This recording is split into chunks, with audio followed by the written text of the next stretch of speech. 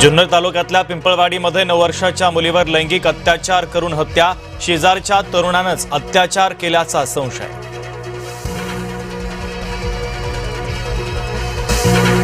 वर्ध्यामध्ये पतीची प्रियकराच्या मदतीने हत्या, पत्नीसह चौघांवर गुन्हा दाखल, विवाहबाह्य संबंधामध्ये अडथळा ठरत असल्यानं हत्या।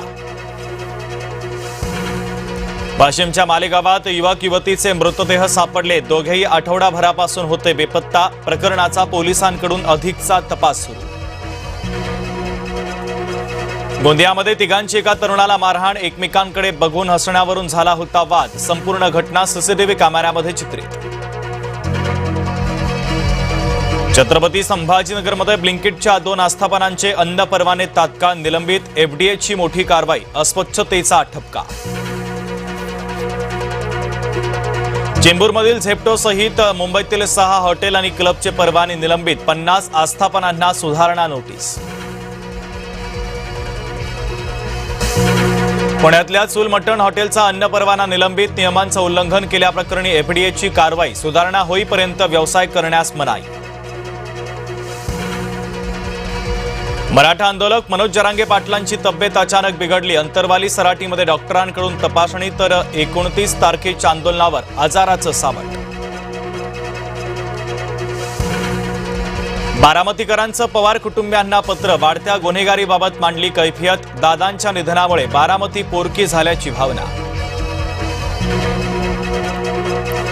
पुन्हा एकदा मैदानामध्ये या कुस्ती लागली की बघूच, राम शिंदे यांनी रोहित पवारांना ललकारलं, आगामी विधानसभा लढण्याचे संकेत।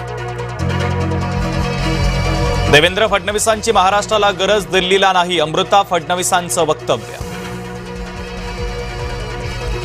देशभरात दुष्काळाची शक्यता वाढली, अल निनोचा प्रभाव कायम, स्कायमेटचा पावसाचा अंदाज 85%वर। विदर्भ मराठवाड्यामध्ये पावसाची दडी, कापूस सोयाबीन तुरीवर किडीचा प्रादुर्भाव, पिकं वाळण्याची देखील आता भीती। आधी अपात्रतेचा निकाल, नंतर पक्ष कुणाचा ते ठरवा, ठाकरे गटाचा सुप्रीम कोर्टात युक्तिवाद, कपिल सिब्बल आज युक्तिवाद संपवणार। मुंबईतल्या वांद्र्यातल्या फुटबॉल मैदानाचं आरक्षण पालिकेनं बदललं, प्रकरण न्यायालयामध्ये असताना देखील ठराव, प्रदर्शन केंद्राचा ठराव मंजूर। मुंबईमध्ये ओसी नसलेल्या इमारतींना अभय, बीएमसीच्या महासभेची मंजुरी, 19,000 इमारतींना दिलासा, 2016 पूर्वीच्या इमारती पात्र। सर्वोच्च न्यायालयाकडून उच्चस्तरीय समिती, जंतर मंतरवरच्या हिंसेची चौकशी, 3 जणांची समिती चौकशी करणार।